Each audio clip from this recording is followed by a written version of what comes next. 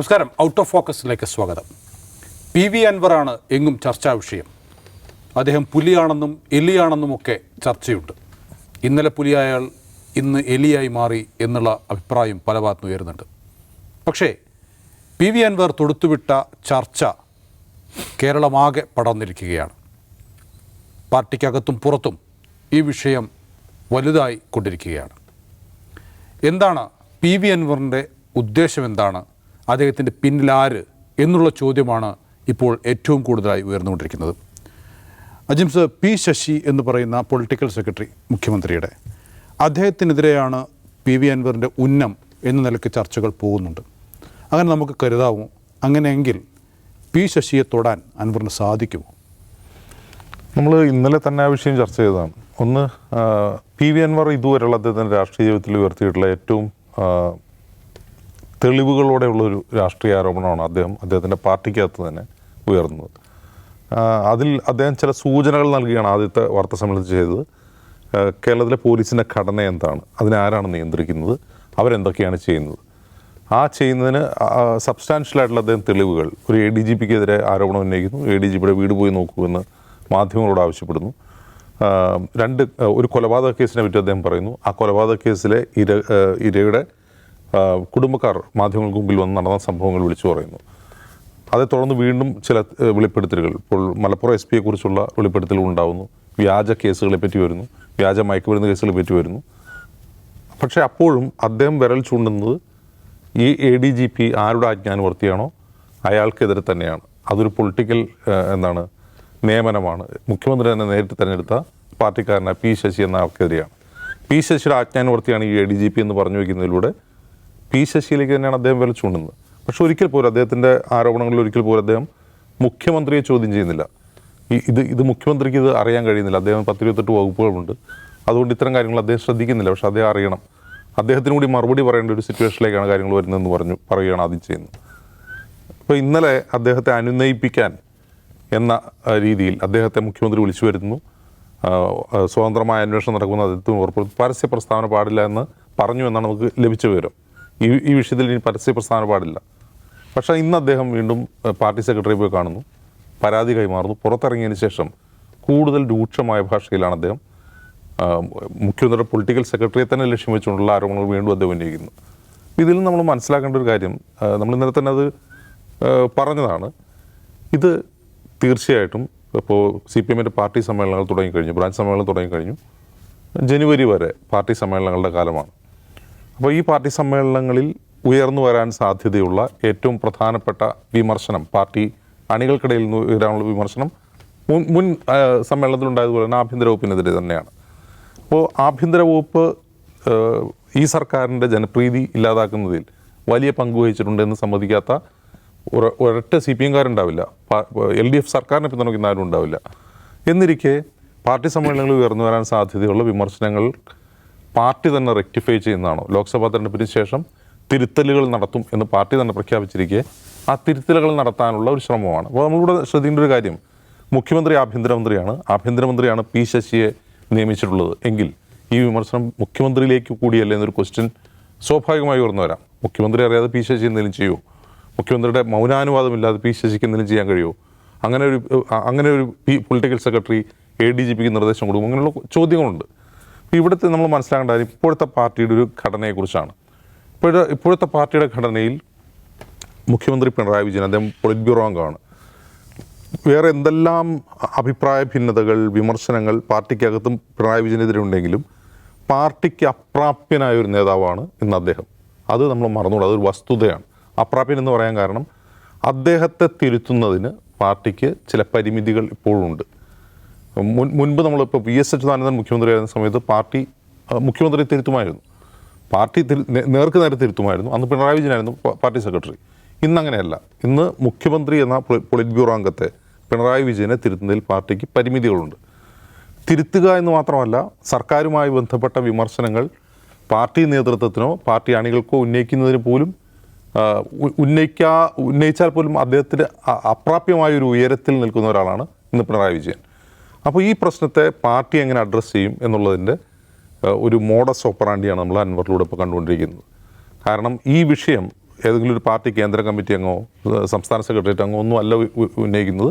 പാർട്ടിയിൽ അംഗമല്ലാത്ത എന്നാൽ പാർട്ടി ചിഹ്നത്തിൽ മത്സരിച്ച് ജയിച്ചൊരു MLA ആണ് ഈ വിഷയം തുറന്നു പറയുന്നത്. അതുകൊണ്ട് പാർട്ടിക്ക് അദ്ദേഹത്തിനെതിരെ നടപടി എടുക്കാൻ കഴിയില്ല. അദ്ദേഹത്തോട് രാജിവെക്കാൻ പറയാൻ പോലും പറ്റില്ല. ഒന്നും ചെയ്യാൻ കഴിയില്ല. അത് തിരുത്താനും കഴിയില്ല. കൂടിപ്പോയാൽ ഇപ്പോൾ മുമ്പ് AR നഗർ ബാങ്കുമായി ബന്ധപ്പെട്ട് KT ജലീൽ ഒരു വിമർശനം ഉന്നയിച്ചിരുന്നു. അപ്പോൾ ആ KT ജലീലിനെ മുഖ്യമന്ത്രി തിരുത്തുകയാണ് ചെയ്തത്. അദ്ദേഹത്തെ വിളിച്ചു വരുത്തി ശാസിക്കുക മാത്രമല്ല, അദ്ദേഹത്തെ പരസ്യമായി തിരുത്തിയിരുന്നു. ഇവിടെ മുഖ്യമന്ത്രിക്ക് അങ്ങനെ അൻവറിൻ്റെ വായടപ്പിക്കാൻ കഴിയാത്ത വിധം കുറെ കൂടി തെളിവുകളോടെയുള്ള ഒരു ആരോപണം മാത്രമല്ല, അതിന് പാർട്ടിയുടെ പിന്തുണയുണ്ട് എന്ന് മുഖ്യമന്ത്രിക്ക് അറിയാം.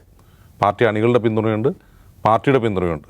നമ്മളിവിടെ സംശയിക്കേണ്ട ഒരു കാര്യം, P. ശശിയെ ആ പൊസിഷനിൽ വച്ച മുഖ്യമന്ത്രിക്ക് ഈ കാര്യങ്ങളൊന്നും അറിയാതെ പോയോ? അത് മുഖ്യമന്ത്രി തിരുത്തുമോ? ഇപ്പോൾ ഇന്നിപ്പോൾ പ്രതിപക്ഷം ഉന്നയിക്കുന്ന ഒരു ആരോപണം കൂടിയുണ്ട്. ADGP അജിത് കുമാർ തൃശ്ശൂരിൽ RSS ജനറൽ സെക്രട്ടറി ദത്താത്രേയ ഹോസബാലയുമായി കൂടിക്കാഴ്ച നടത്തിയെന്ന ആരോപണം ഉന്നയിക്കുക മാത്രമല്ല, അത് നിഷേധിക്കട്ടെ, നാളെ ഞങ്ങൾ CCTV ദൃശ്യങ്ങൾ പുറത്തുവിടും എന്നാണ് പ്രതിപക്ഷ നേതാവ് പറയുന്നത്.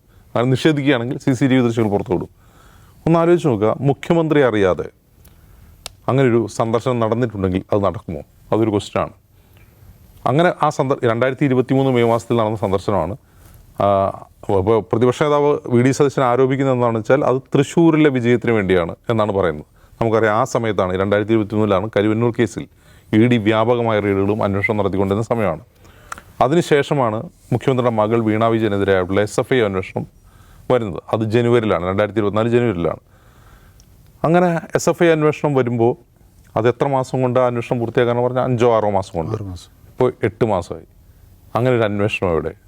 അതിൽ വീണ വിജയനെ ചോദ്യം ചെയ്തോ? വീണ വിജയനിൽ നിന്ന് എന്തെങ്കിലും തെളിവുകൾ ശേഖരിച്ചോ? ആ അന്വേഷണത്തിൻ്റെ ഗതി എന്തായി എന്നൊരു ക്വസ്റ്റ്യനോട് നിൽക്കുന്നുണ്ട്. അപ്പോൾ ഇവിടെ യുക്തിപരമായ ഒരു ആരോപണം വരുന്നത് എന്താണ്?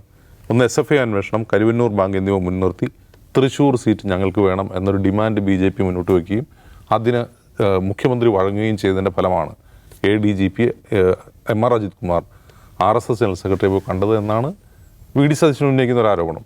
അപ്പോൾ ഇതിൻ്റെ ഒരു ഡയമെൻഷൻ അങ്ങോട്ടാണ് വീണ്ടും പോകുന്നത് ആലോചിക്കുക. ഒരു വശത്ത് മുഖ്യമന്ത്രിയെ തൊടാതെ PV അൻവർ MLA പാർട്ടിക്കകത്തും സർക്കാരിനകത്തും ആഭ്യന്തര വകുപ്പിനകത്തും ഒരു തിരുത്തലും ശുദ്ധീകരണവും ആഗ്രഹിക്കുമ്പോൾ പ്രതിപക്ഷം അത് കുറേ കൂടി ദൂരേക്ക് ആ ബോൾ അടിച്ച് നീക്കുകയാണ്.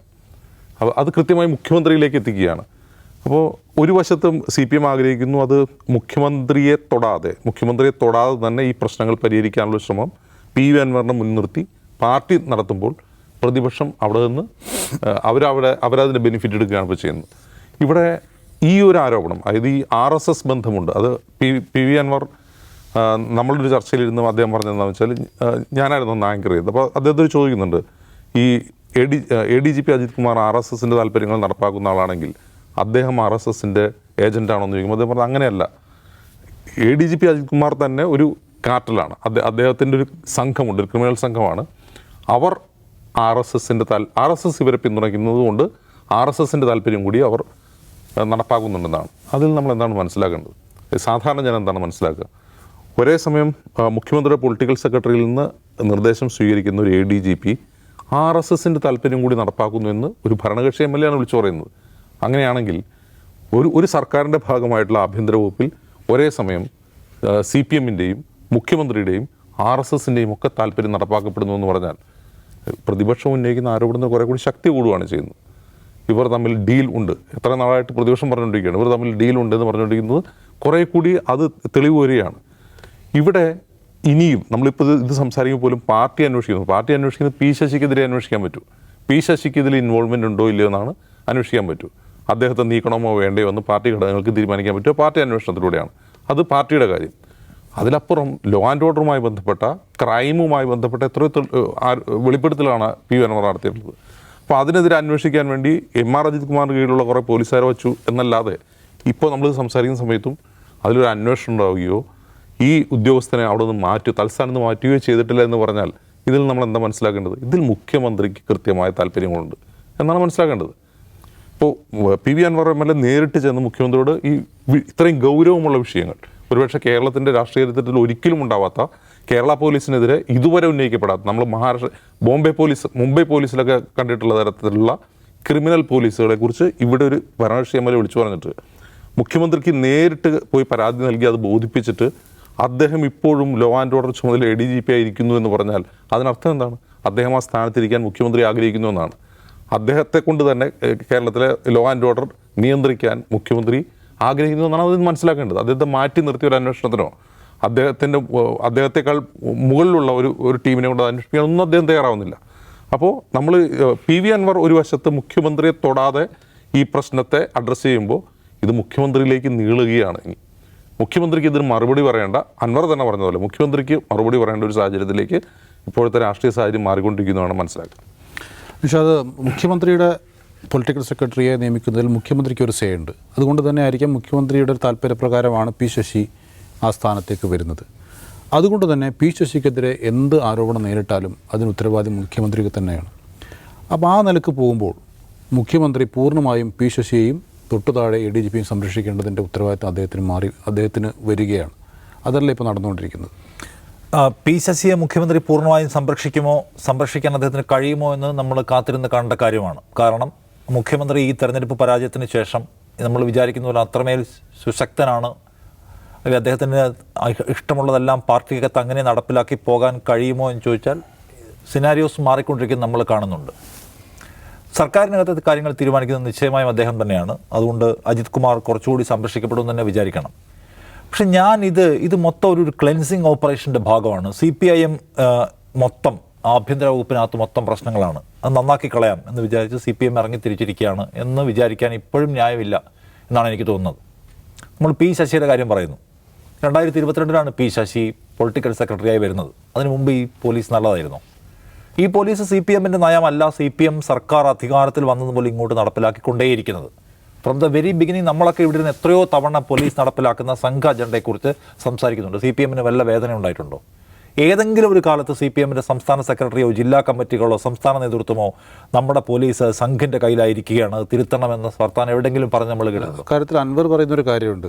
ഈ പറഞ്ഞ പ്രശ്നങ്ങൾ മാത്രമല്ല, പാർട്ടിക്കാർക്ക് ഒരു തരത്തിലുള്ള നീതിയും പോലീസ് സ്റ്റേഷനിൽ ലഭിക്കുന്നില്ല. പാർട്ടിക്കാർക്കോ ലോക്കൽ സെക്രട്ടറിക്കോ ഒരു ആക്സസും അല്ലല്ല. From the very beginning self ഭരണം ഞങ്ങൾ ഇല്ലാതാക്കിയിട്ടുണ്ട് എന്ന മികവ് എഴുതി വെച്ചിട്ടുള്ള സർക്കാരാണ് പിണറായി വിജയൻ്റെ സർക്കാർ. പണ്ട് വലിയ ആരോപണം ഉണ്ടായിരുന്നുള്ളൂ, സെൽഫ് ഭരണമായിരുന്നു. പാർട്ടിക്കാർക്ക് ഒരു തരത്തിലുള്ള റോളും ഇല്ലാത്ത സ്വതന്ത്രമായ പോലീസിങ് ഞങ്ങൾ ഉറപ്പാക്കിയെന്നത് സ്വന്തം മികവായി പറഞ്ഞു നടക്കുന്ന ഭരണകൂടമാണ് ഇപ്പോൾ ഭരിക്കുന്ന CPM ഭരണകൂടം. അത് നല്ലതാണോ ഇല്ലയോ എന്ന കാര്യം അവരാലോചിക്കണം. പാർട്ടിക്ക് ഒരു റോളും ഇല്ലാത്ത ഭരണം. അപ്പോൾ ഞാൻ പറഞ്ഞത് 2022 ശശി വന്നതിന് ശേഷമല്ല, അതിന് മുമ്പ് തന്നെ പോലീസ് കുഴപ്പമാണ്. CPM അതിനെ അഡ്രസ്സ് ചെയ്തിട്ടില്ല. ഇപ്പോഴത്തെ പ്രശ്നം എന്താണ്? ഇപ്പോഴത്തെ പ്രശ്നം ഞാൻ വിചാരിക്കുന്നത് നിശ്ചയമായും ഇത് സമ്മേളനവുമായി ബന്ധപ്പെട്ടതാണ്. CPM അതിൻ്റെ സമ്മേളനത്തിലേക്ക് കടന്നിരിക്കുന്നു. അപ്പോൾ P. ശശി പൊളിറ്റിക്കൽ സെക്രട്ടറി എന്ന് പറഞ്ഞാൽ സർക്കാരിലെ ഏറ്റവും വലിയ പവർ ചെയറാണ്, ഏറ്റവും വലിയ അധികാര കസേരയാണ്. അവിടെ ഇരുന്നു കൊണ്ട് ശശി വലിയ തോതിലുള്ള ഇടപാടുകൾ നടത്തുന്നു. മൊത്തത്തിൽ അദ്ദേഹം ഭരിക്കുന്നു. കൺട്രോൾ മുഴുവൻ അദ്ദേഹത്തിൻ്റെ കയ്യിലാണ്. ഈ സമ്മേളനം കഴിയുമ്പോൾ P. ശശി ഒരു പക്ഷേ ആ പോക്ക് പോയി സംസ്ഥാന സെക്രട്ടേറിയറ്റിലേക്ക് വന്നേക്കുമോ എന്ന് ഭയപ്പെടുന്ന ആളുകളുണ്ട്. സംസ്ഥാന സെക്രട്ടേറിയറ്റിൽ വന്നാൽ പിന്നെ ഒരു ഘട്ടം കഴിയുമ്പോൾ അദ്ദേഹം സംസ്ഥാന സെക്രട്ടറി പദവിയിലേക്ക് ഒരു ക്ലെയിം ചെയ്യപ്പെടുന്ന ആളായിട്ട് വികസിക്കുകയും വലുതാവുകയും ചെയ്യാം. അപ്പോൾ ആ അധികാര കേന്ദ്രം നിലയ്ക്ക് ശശി വലുതാവുന്നത് പാടില്ല. ശശിയെ ഈ സമ്മേളനത്തോടെ അദ്ദേഹത്തിനെ അവസാനിപ്പിക്കേണ്ടതുണ്ട് എന്ന് വിചാരിക്കുന്ന ഒരു സംഘം ആളുകൾ ഇതിനു വേണ്ടി പ്രവർത്തിക്കുന്നുണ്ട്. അത് കണ്ണൂരിലെ കേവലം നേതാക്കൾ മാത്രമല്ല, മുൻ മന്ത്രിമാരടക്കമുള്ള ആളുകൾ ഈ പോരാട്ടത്തിൽ അൻവറിൻ്റെ പിന്നിലെ വലിയ ഫ്യൂവൽ ടാങ്കുകളായി പ്രവർത്തിക്കുന്നുണ്ടെന്നാണ് യാഥാർത്ഥ്യം. അപ്പോൾ ശശിയെ അവസാനിപ്പിക്കുന്നതിന് MV ഗോവിന്ദൻ അടക്കമുള്ള ആളുകൾ ആഗ്രഹിക്കുന്നുണ്ട്. വേറൊരു അധികാര കേന്ദ്രം രൂപപ്പെട്ടു വരിക. ശശി ആ കാര്യത്തിൽ മിടുക്കനാണ്. അദ്ദേഹത്തിന് അങ്ങനെ ഒരു ഇത്തരം പവർ ഇടപാടുകൾക്കകത്ത് ഇടനില നിൽക്കുക, വളരെ വളരെ പെട്ടെന്ന് പ്രധാനപ്പെട്ട അധികാര കേന്ദ്രങ്ങളിലേക്ക് വളരുക, പ്രധാനപ്പെട്ട കസേരകളിലേക്ക് എത്തുന്നതിന് പ്രത്യേകമായ സ്കില്ലുള്ള, ആരുമായും ആ നിലയ്ക്ക് ബന്ധമുണ്ടാക്കാൻ ഒരു മടിയും തടസ്സവും ഇല്ലാത്ത, അതിനുവേണ്ടി പ്രത്യേക മികവുള്ള ആളാണ് അദ്ദേഹം. വരും.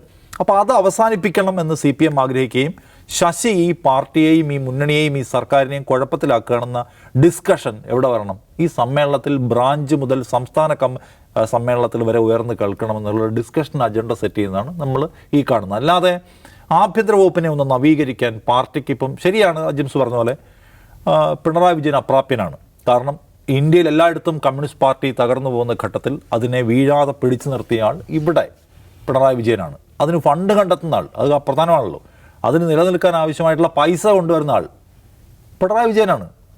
തുടർ ഭരണം ഉണ്ടാക്കിയെടുത്തത് പിണറായി വിജയനാണ്.